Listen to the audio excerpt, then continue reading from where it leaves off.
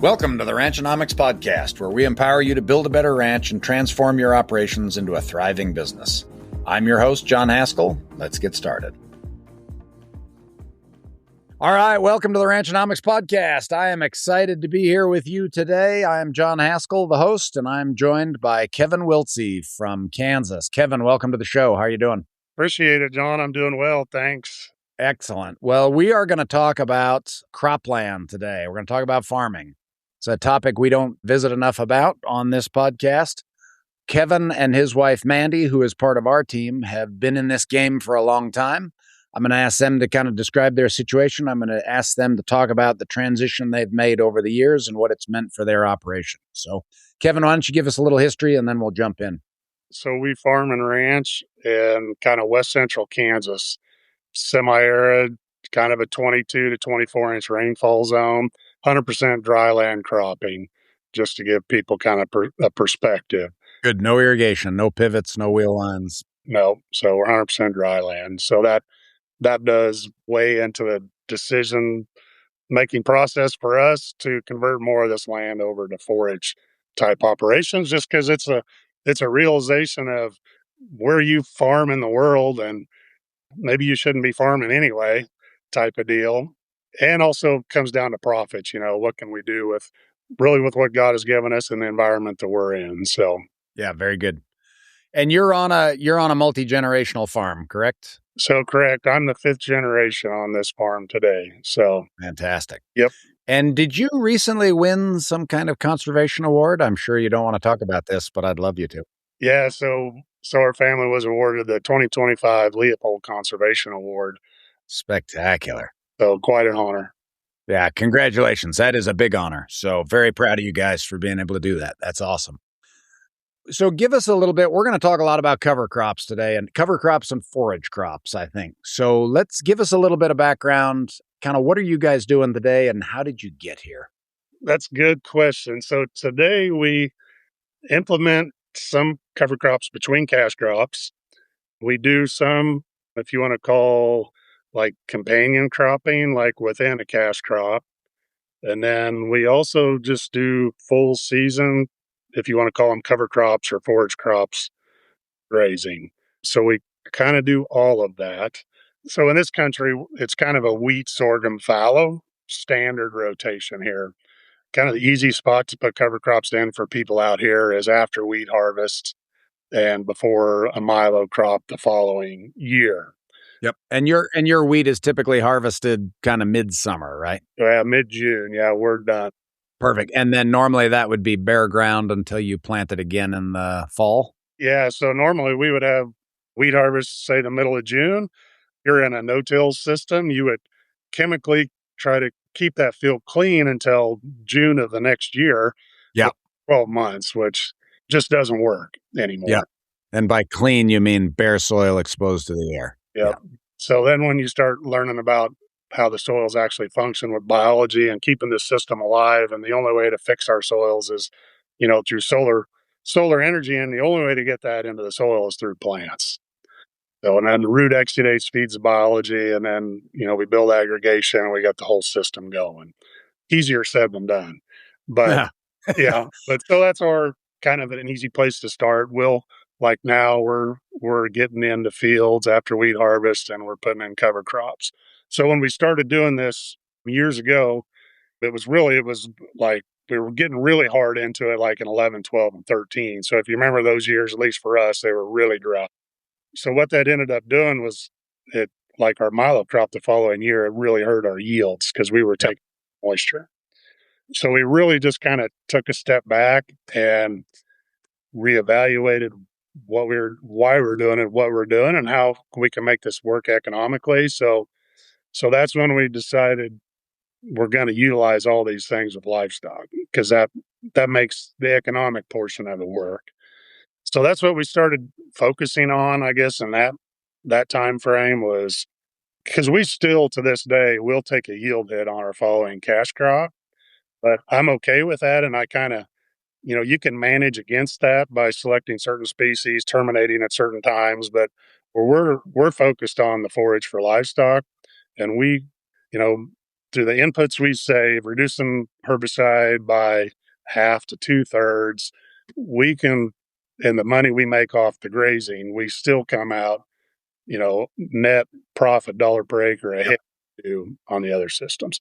Yeah. So what you're saying is, again, you take a hit on the row crop production or the cash crop production, but you make up for it in reduced costs and additional income. Is that correct? Now there are environments that actually get at a gain from their cash crop.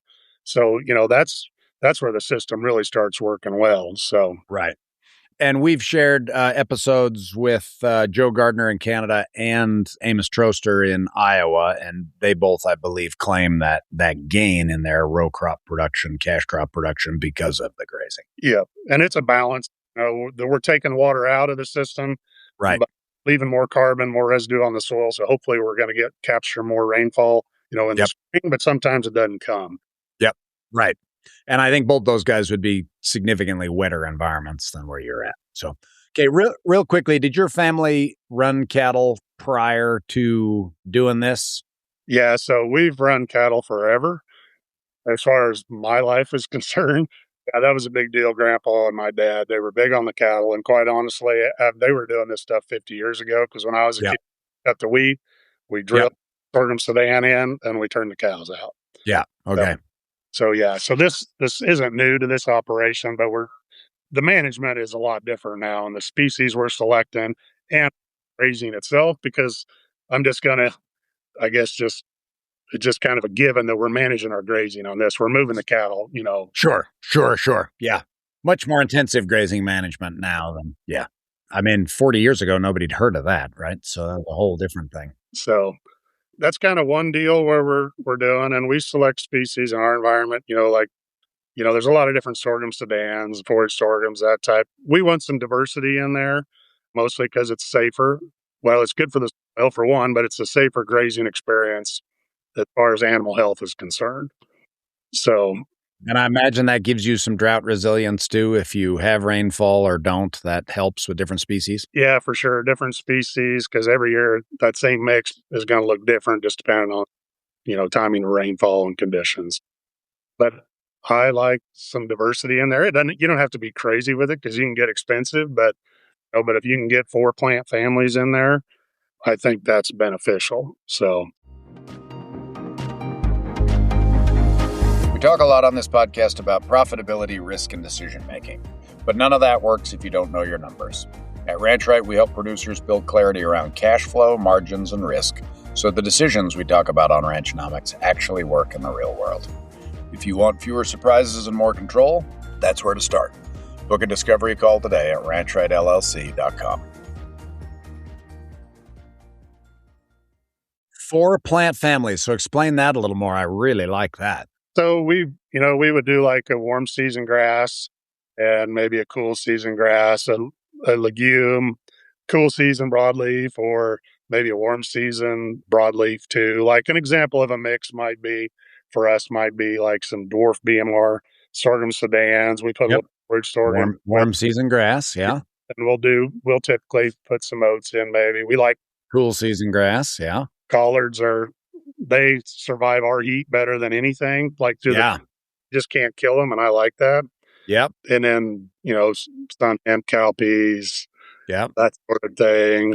Always sunflowers, always a little buckwheat. Just diversity is a good thing. So yeah, good. What are you typically targeting for a cost per acre on the seed side? Do you have some rough guidelines there? So that's changing. That keeps going up every year. It used to be $25 an acre. The stuff we're putting in now is probably $35 an acre. Okay. So it's gone up. So all right. Now we hear, on social media and a whole bunch of other places about, spending way more than that and including much more complex seed mixes. You've been doing this for a number of years. You're seeing the system works fairly well. Yeah. I mean, and again, your seeding rate is going to depend on your environment too. So, correct. Yeah. Through the years, I kind of just go with what works for your environment. I mean, it's tempting to get caught on that bandwagon and plant all this crazy diversity. And, I want to plant what works. I want to plant what the cattle will graze. We do like it. Of course, we're managing the graze and we're leaving some behind. Some people cattle won't graze too. Yep. Right. just keep it simple and do what Yep. so. Good. And do you have a broad number used for application cost? How much does it cost you to seed it? So we use all custom rates. So we'll use $25 an acre to seed the cover crop, $35 an acre for the seed cost. So Yeah. Perfect. So $60 all in kind of thing. yeah, well, sometimes ideally, yeah, some like this year we had a lousy wheat crop because we were so dry this spring. So the wheat stubble is really thin, so there's a lot of wheat pressure. So we're making a side pass first, clean it up, Okay. give our cover crop a fighting chance. So that's one thing we started when we're doing this. When you look at economics, it's like, okay, so what's benefiting from this cover crop? Is it the livestock portion or is it the cash grain portion? So where we started lumping our cover crop costs, we just started throwing them into overheads because that way we can spread those expenses across all The our whole we thing. call it a land cost. We spread it across everything, and it gives us, I think, a truer picture of what's going on. So, Yeah. Very good. So let's get into the results when you do that. Again, if you're staying kind of in that typical wheat sorghum rotation and then running a cover crop in between, how much grazing do you wind up getting back out of that if you've got $60 of seed and application plus weed control? And give us a rough, and I know it's going to be very variable depending on that wheat crop. What's the range on your weed control cost? weed control, say with application, say $15. Okay. And then are you terminating this also before you No, plant back in? No. Okay. no, we'll graze it out. That'll be the last trip that we make until next spring. Yeah. Okay, That great. has cash crop. So, All right. So as let's say far as we're fuel, I was going to talk about forage production. yes. Like so, after wheat harvest, of course, 2012 it was zero. We planted cover crop. Right. But typically since then, like in a dry year, we've gotten and all 45 animal days per acre is how I'm going to say everything. So that would be a minimum on up to over 100 animal days. But if we were at 50 animal days per acre at $1.50 a day, we'd basically be break even Yeah. with our costs at $75 an acre. Yeah. But we'd Okay. be even on the grazing at our cost, but we would reduce expenses towards our grain crop the following year. We would save 3 herbicide passes in the fall. Well, so right. So let's talk about that. So before the next crop goes in, and I think you may know, Mandy and I and Daniel have been debating, how do we actually allocate these costs and play around when we're doing this in our accounting world. I do think your overhead approach is probably the best, but we've wanted to play around with a few other options. Often the cost reduction comes on the next crop, right? So what does that look like in terms of dollars per acre? So let's say we saved 3 herbicide passes at $15, and quite honestly, with our fertility program, we're reducing our in costs by, I'll just say, 50%, and we're not putting any phosphorus on anymore. So Sure. So what would your fertilizer savings per acre be? so I'm going to say for us in that system, say 40 times, say $35. So we'd add the 35 and 40 together to get an $80 savings per acre on the next crop. Yeah. Okay. And to give us a little bit of a scale, that seems huge in a small grain system. So give me an idea of what the total cost normally is if you're in a conventional cash crop with wheat. What are we looking at there? So if we look at a normal cost from going from wheat harvest to Milo the next spring in a conventional no-till system, I will call it, you're looking at least $360 an acre. By the time you figure, all your inputs, custom rates for harvesting, planting, and all that sort of thing. Okay. And that includes seed and planting, right? Yep, kind of everything. That's kind of rough numbers what we figure. So, Okay. So I mean, we're basically knocking a quarter, pretty close to a quarter to a third off of that cost for the next crop. Wow. Okay. $80 an acre off at $3 Milo, that's quite a 25 bushel Yeah. yield. And we can see that some years in a dry year, we could see a 25 bushel per acre yield hit, but in most years it's probably 10 to 15, something Sure. like that. Okay. Interesting. Okay. So again, significant savings to the cash crop Yep. enterprise. Okay. Like more net profit per acre when you look at it. Yes. With Yes. the grazing revenue.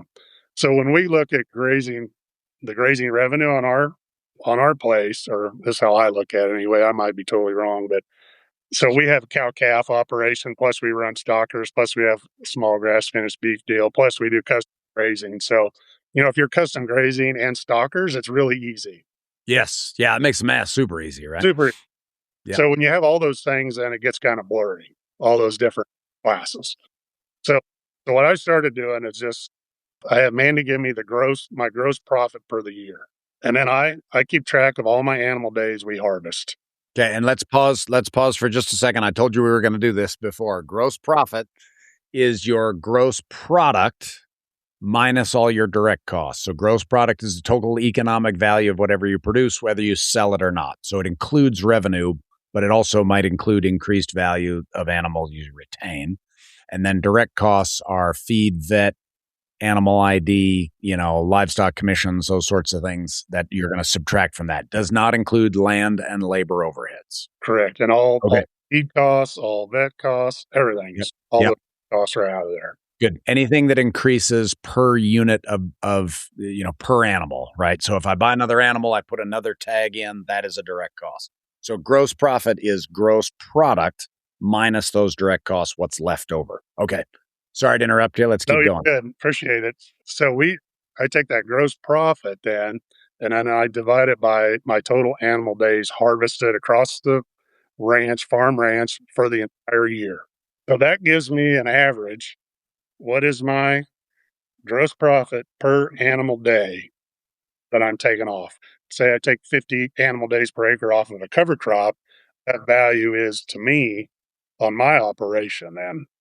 So then I can look at, okay, if we have, say we do a full season cover crop, and I think we're going to get 100 animal days per acre, if that number is $3 or whatever it is, or 250 times 100 animal days per acre, then I can just quickly in my head take my expenses off for cover crop seed, land, for fertilizer if you're doing anything, just to that kind of gives me a rough idea as far as how is this going to compare to grain commodity grain farms. So it kind of gives me an average. I love it. Okay, and then from a larger perspective, if you look at this from a per acre standpoint, then what you do is you're adding the cash crop production plus the cattle income, subtracting the direct costs and seeing that same thing. What do you see there per acre if you compare the combined system with the cash crop only type system? Yeah, significantly higher. Yeah. 25, 50, 75, 100% higher. What does it look like? Yeah, it can be all of that. There's years that maybe it's the same, but then there's years where it's $200 an acre higher. Yeah. Right. And driven by weather, how effective you are at establishing that cover crop, driven by the value again, I assume, on the cattle, driven also by the price of those crops and what reduction you take there. Right? Exactly. Okay. Yep. All right. It's something that really works good is when you can combine, like, anytime you can harvest the crop for livestock production and seed production or something, that's when the system really starts working. Like we might do a full season cover crop for grazing, and then we follow that up if we have moisture in the fall with like triticale. Then we harvest that triticale for seed and sell it for type stuff, or we do like this year we do a graze out. We do like a triticale blend. Yep. We'll graze out, and then we spray that. Basically, since we've had moisture in June, our system's adaptable. So we have good moisture. So we make one herbicide pass. We're putting on a little bit of fertility and we seed it to milo. You kind of get that stacking of revenue plus, grain. You can really generate some pretty significant income gains per acre profits. Doing that. Yeah, and the classic rotation from your part of the world really is a one crop per year, and with the livestock integration or even a cover crop integration, you kind of go to like 2 per 18 months kind of thing, right? Where you just accelerate that turnover. Yeah, that's exactly what we're doing, because the typical would be a wheat, sorghum, fallow, 2 crops in 3 years. So we started no-tilling 30-some years ago. We were taking one cash crop per year. We intensified that rotation. Yeah, very good. So now we're integrating, now we might pull 2 crops in a year off, with livestock being one of them. Yeah, love it. All right. So Kevin, this is a really good start. So over the 30 years of your operation and over the last really 10, 15 years that you've been doing this intensively, we are in a period right now where cash crop farming is not terribly profitable. You guys, I assume, are maintaining significant profitability even now. Is that correct? That's correct. Yep. Okay. Yep. All right. And having had a chance to look at your books and see what some of your financials look like, I would say you're a very understated guy. Things are not going too badly. So yep, we're making a living. No, it's been for us, personally, just talk personal story, 11, 12, and 13. Ooh. We were going backwards. Like it was going backwards. We couldn't have our operating note. Like, we were rolling that over. Yep. Today we don't have an operating note. That's the difference. Fantastic. So yeah, love that's it. just being honest. So. Yep, that's awesome. Really good. Okay, let's wrap up for today. Kevin, I really appreciate you being willing to talk about this. We're going to do another episode with Kevin where we talk about how to get started in this if you are a cash crop or row crop farmer and want to look at converting more towards cover and forage crops. We will do that in another episode. But Kevin, thank you so much for joining me today. Look forward to talking to you again. Yep, appreciate it. You bet. Thank you for tuning into the Ranchnomics podcast. We hope this episode helped you win today. If you enjoyed this episode, please subscribe and share it with a friend.